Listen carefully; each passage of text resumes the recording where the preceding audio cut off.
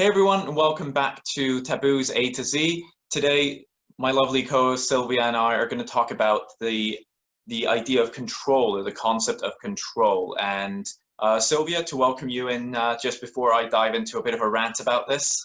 Good to see you again, John Thor, and always a pleasure to talk with you about things that we both care deeply about. Absolutely, and just to deliver that rant as promised, right after welcoming you in, we wanted to talk about control today, not from a point of controlling behavior or being in abusive, controlling relationships, whether romantic, professional, or otherwise. What we really wanted to talk about is that sense of control within yourself and that loss of control, and some of the behaviors and ideas that come up when you feel that sense of loss and almost grieve that control you feel like you've lost, but also some tips and tricks on how to get over that. And there are a lot of ideas around control that people talk about, including this idea of accepting what you can't change, change what you can change, all that good stuff. But often those lines are a bit blurry. And Sylvia, we were talking about this earlier, how some people feel like it's a bit of a cop-out to say, oh, I just can't change this. And people do use that. They say, oh, I've just always been like this. You've just got to accept me for who I am. But I believe there's a second side to that, where it's a question of not only locking things within time, which I'll come back to in a second, but also being honest with yourself. If there are elements of yourself that are continuously causing you struggles and problems, causing conflicts, it is worthwhile looking inward and seeing, is it something you could control? And it's that maybe even to almost fall back on the previous two episodes of anxiety and burnout. Are those things being caused by other things in your environment, or triggering unhealthy behaviors and coping mechanisms? Because sometimes we've got to look into that direction. Do you agree, Sylvia? 100%. I often use this phrase around how we need to determine what is the common denominator in our problems. And sometimes, truthfully, we ourselves or our behaviors are that common denominator to the stimuli that trigger these potentially negative responses, or the mindset around, wow, I really am losing control here and trying to seize that back. So I do think that inward look is really important. At the same time, it is a balancing act. There are those of us who maybe over-index a little bit too much on that self-responsibility, that we somehow think that it is all upon us to change everything and control everything around us. And then there are those that are maybe over-indexing on the other side of the spectrum. So I think it's really about finding the healthy balance to not only establish that sense of control, but to move forward when you have suffered a loss of that control, or at least dealing with scenarios where you feel you are out of control or lacking that power to change. Absolutely. And I think, I mentioned looking inwards before, but the second bit that I mentioned, the time-sensitive idea of control, kind of ties into exactly what you've just said. When you're looking around and you see these things happening, and I think what's going on in America right now is a great example of that, where there are these powers at stake, and there are these movements happening that, especially for, well, I guess it's not especially for anyone, for everyone, it feels bigger than us, both in a good way. There's positive change that can come out of it, but also bigger than us in a way where we see videos of terrible things happening and we want to control it, but we can't. And I think the time sensitive and, I guess, size sensitive element of it is, you can't change the overall scenario, but what can you do to affect it? Even if it's just spreading some support.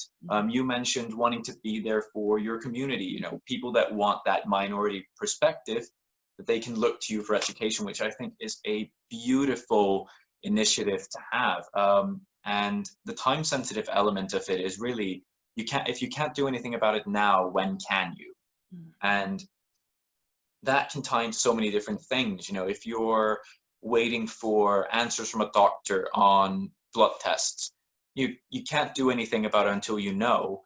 So it can be really tough and you feel like you're out of control and you start worrying constantly.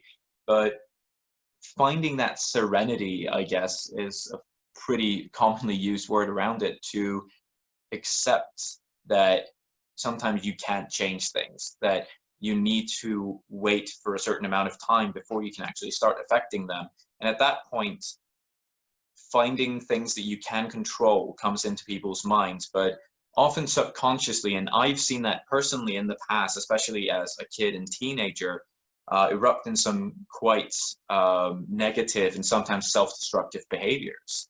And as an example, I didn't connect the dots on this until in recent years, that there were things going on in my childhood that I felt so out of control over, that I started doing things like holding my breath and counting, which is the least self-destructive of all of them. But I'd hold my breath, count, because I was controlling my breathing and I was controlling how I felt about the passage of time, I guess.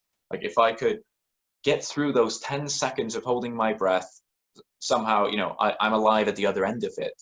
But it also came down to things like not eating, like skipping meals. And I didn't even think about it in that perspective until I spoke to a therapist, and she started digging into certain elements of my childhood where this came up. And she said, oh, it's actually really common that people develop either tics and habits reminiscent of obsessive compulsive disorder or even eating disorders that come up and sort of embody themselves during that lack of control, because people can't control something and they fear that loss of control so much that they latch onto whatever they can control, which, to slightly go back on my promise in the beginning not to talk about toxic relationships, can actually develop into some really toxic behaviors towards others. I think that's a great point to lean into, John Thorin, because there's really a thin line, right, between your perception of what control is and how that shows up when you are interacting with others. I'll tell you, my idea of control, or how to manage through that loss of control, has been a set of learned behaviors from a parent. So this person, whenever they lost control, they demonstrated a number of very toxic behaviors that damaged those around them, sometimes physically even, or certainly, mentally or verbally, because there was that lashing out. Because they, whenever they didn't have that control, they try to control other people and try to control the way that interaction would unfold. And it did lead to a number of, I think, very unhealthy habits.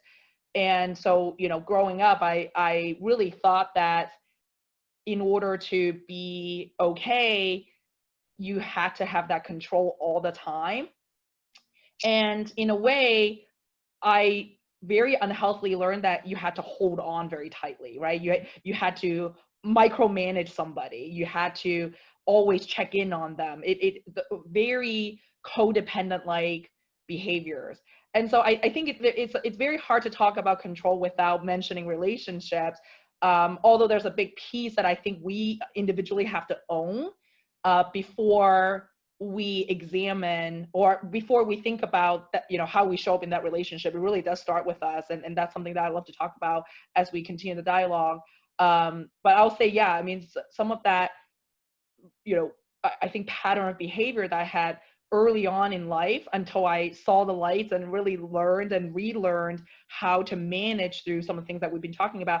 I really thought that the less control you have, the tighter you have to grip it, which really goes back to a mindset of lack, right? If you think that you don't have it or you won't have it, you latch on even tighter, which actually a lot of times is counterproductive to the kinds of outcomes that we want to achieve, which is probably better relationships, more meaningful communication, more harmony with others at work or at home, or just even more peace within ourselves. And I'd love to dive into that later as we talk through some of the ways that we have learned to move through that sense of loss of control. Yeah, and I think, you touched upon something that I think will probably be a recurring element in each of these episodes, which is patterns. Because if we're not aware of them, these behaviors just kind of fall into habit. It's the same thing, like I mentioned, with, skipping meals. It wasn't that I, as at the time, probably like 10, 11, 12 years old, it's not that I was going, oh, I better stay skinny. I better, like, it wasn't that image that would have triggered something in me where I went, oh crap, this is wrong. It wasn't the image of disordered eating that you'd see on TV. It wasn't that image of depression that you see on TV, anything like that. So for me, it was just somehow almost instinctive that I would just not eat during that lunchtime, or I would not eat there.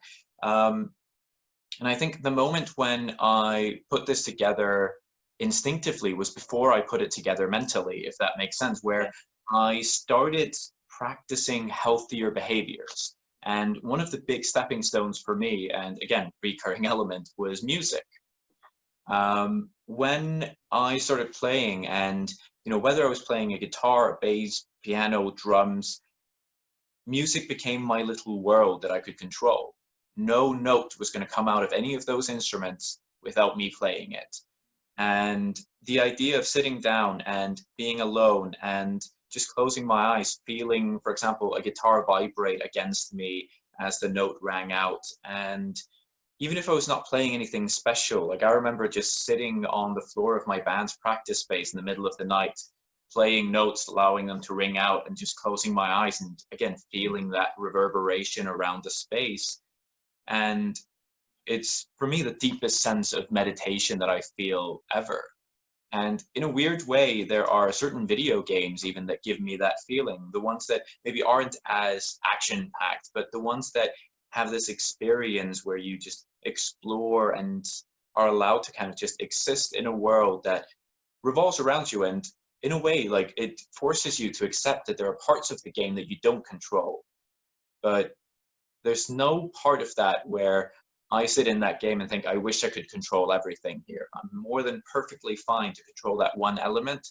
And I think in a weird way, the introspective, introverted tendencies of teenage John in music and video games helped me so much get in touch with both that need for control as well as almost falling in love with allowing myself to let that control go.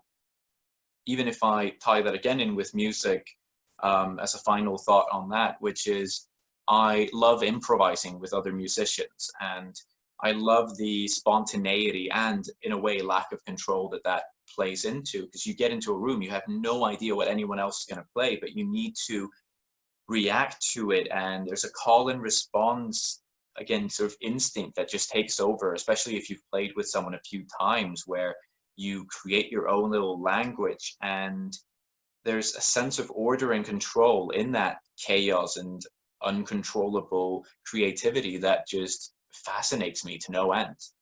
Same here. It's so interesting you mentioned teenage John Thor and how music was a really pivotal part to your own introspection and sort of the inner, deeper understanding of, how to be in flow for yourself and, with yourself, in connection with others in an ensemble, right? Even if it's improvisation.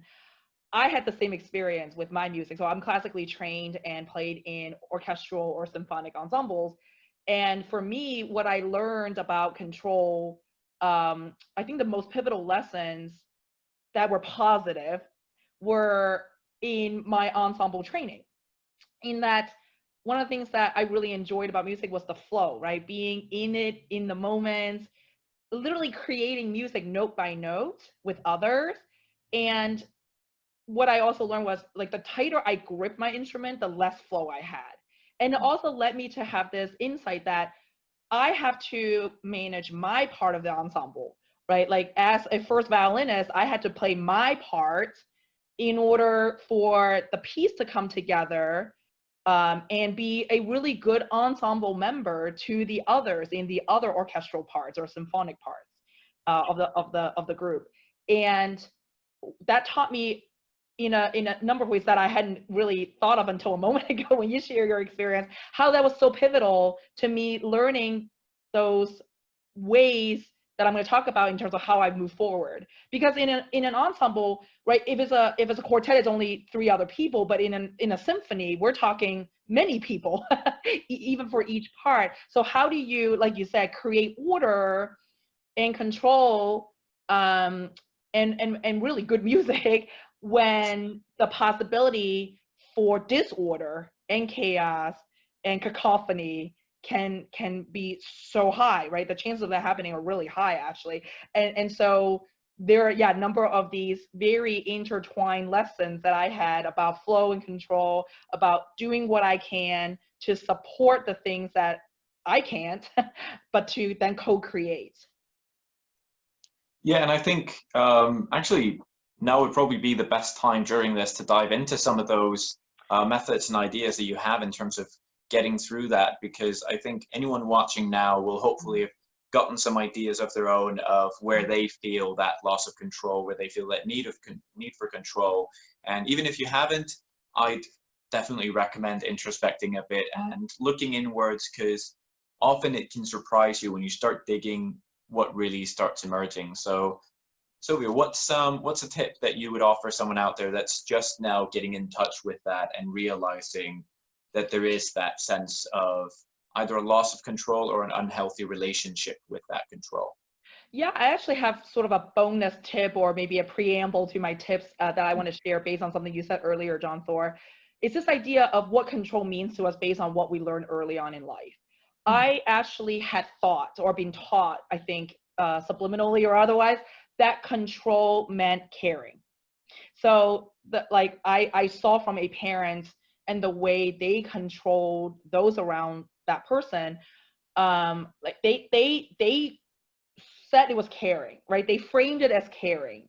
Yet the older I got, when I saw what healthy habits were, or what genuine caring in service of other people really meant to look like, then I started to see the discrepancy, right? That was when I understood what was happening around me, or in particular to this individual, in my home setting.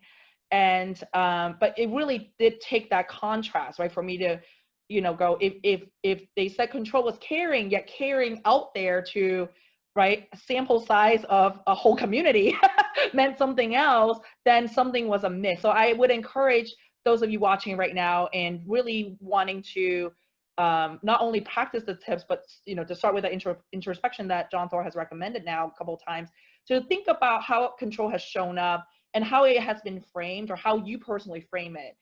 Because I can guarantee you that there are some internal narratives that, and potentially limiting beliefs as well, that need to be cleaned up or just acknowledged before we can move into the next couple of things that I'm going to talk about.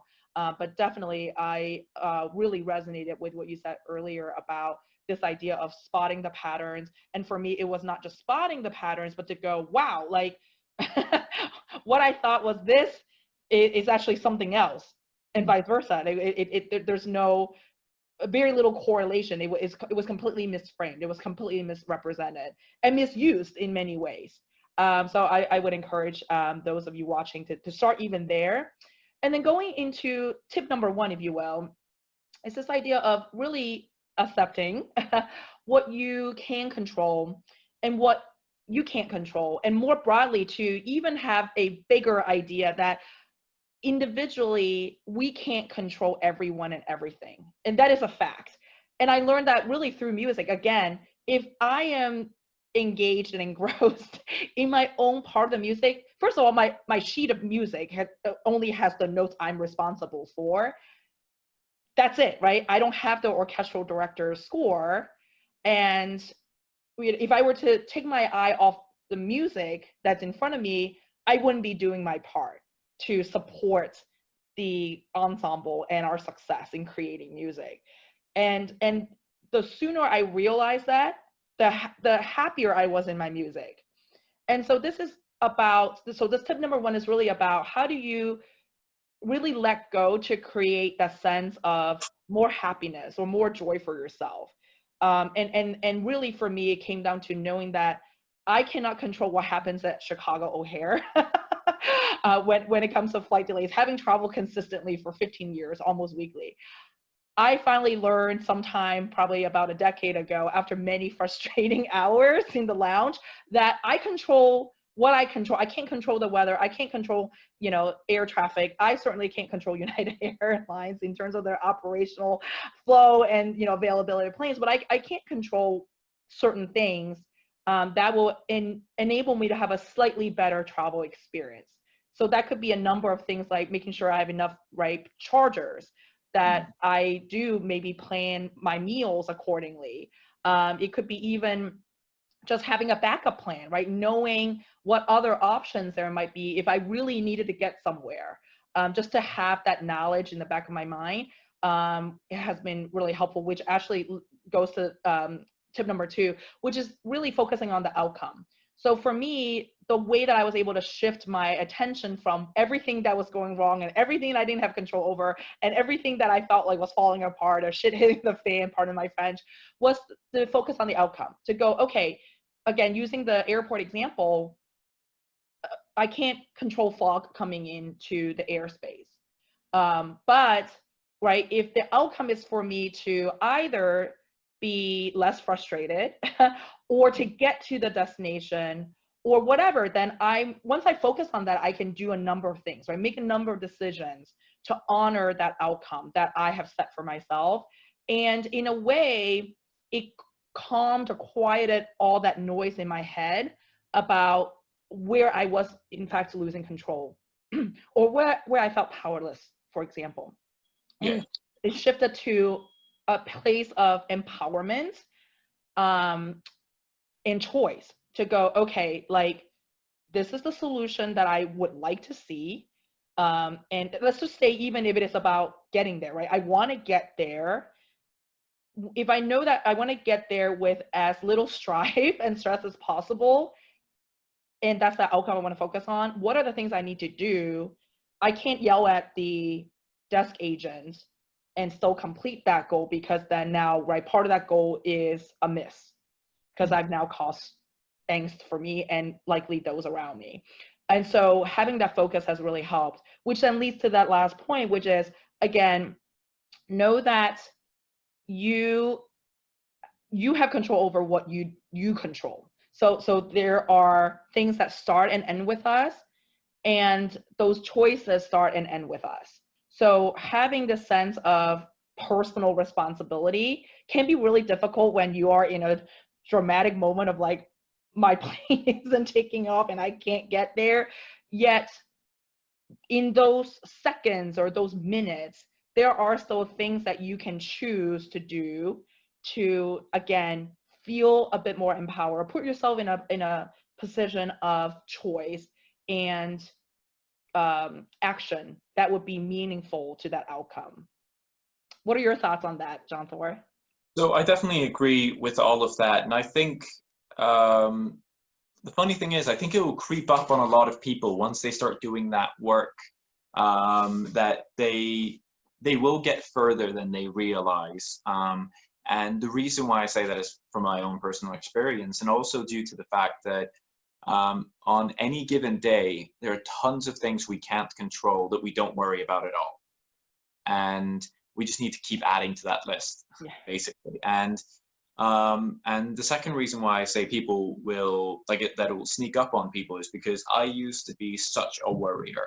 Like I used to worry about so many things that were out of my control constantly, and it's so draining. It takes so much of your energy. And I remember this time, and this is going to be a really weird anecdote, but I think it kind of illustrates a point, where I was having lunch with a couple of colleagues a few years ago, and one of them starts talking about, I think it was a tweet from Elon Musk about him calculating the likelihood of us living in a simulation, that this world is actually a simulation, like, the Matrix.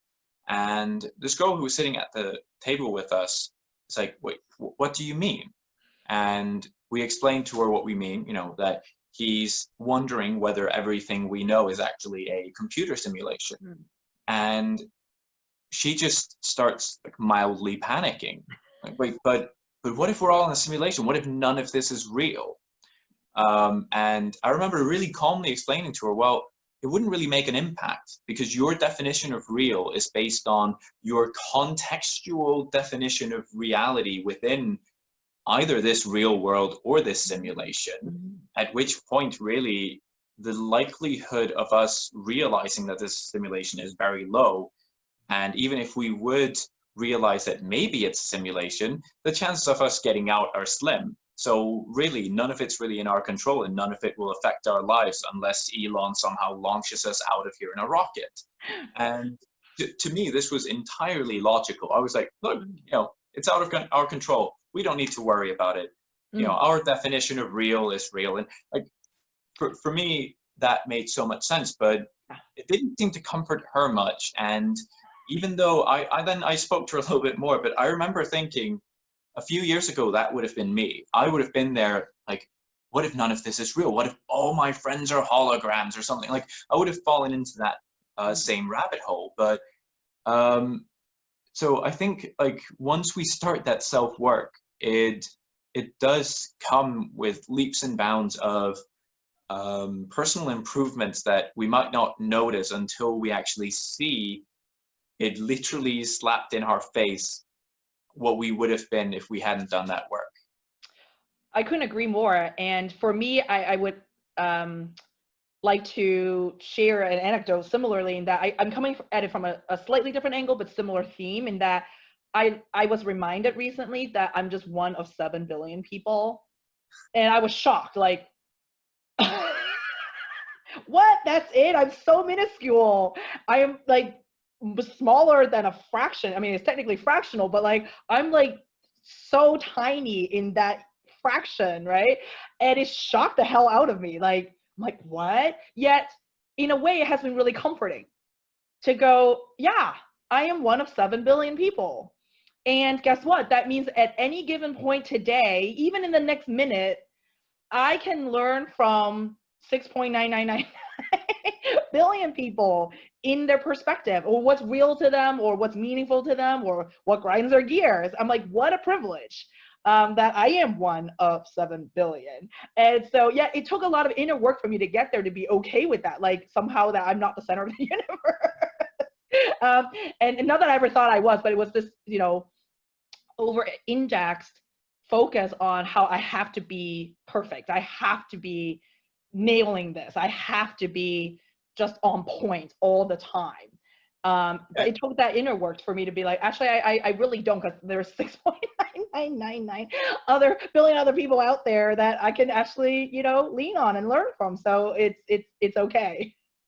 Yeah, I think, I guess to wrap this off before we tell everyone what next week is, I think to that point, so many of the things that, at least in my perspective, and I'm from this, I'm guessing yours as well, so many of the things that I tell myself or that I think that help me with that sense of loss of control are things that uh, if you say them in a really morose tone, they sound depressing as shit. But if you say them in an upbeat way, Yeah, they don't.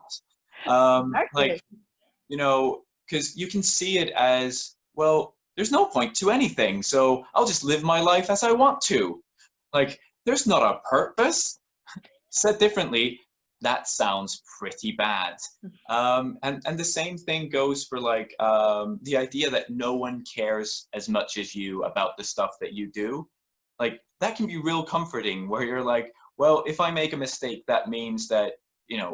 It's a I'm blip. yeah, I Yeah, need to deal with it myself. right. But it's really easy to again go the other direction and be like, oh, no one cares about the stuff I do as much as I do, so who It's even a lot of cares my, if I stop it? Like yeah. these things are there's such a duality to it and a dichotomy, which I find incredibly intriguing because um, I've genuinely found that sometimes just answering people with like really sardonic replies in a really happy voice confuses the hell out of them, but it puts a smile on my face, to be honest.